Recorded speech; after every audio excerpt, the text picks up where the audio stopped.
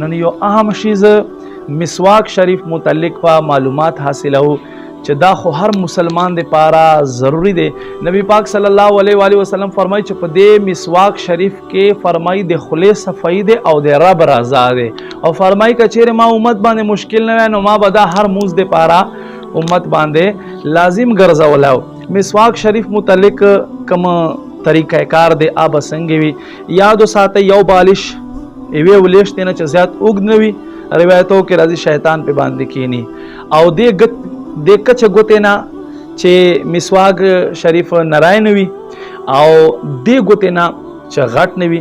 مسواک شریف په داسې نه ساتئ د سره د بواسیرو بیماری پیدا کیږي چې کله هم اخ کوئ ودروي خیخ کله صفا کوي او کوشش کوي هر اوداسه ته استعمالوي هر اوداسه په وخت باندې د ډېری شی چې دی آغاز کوي.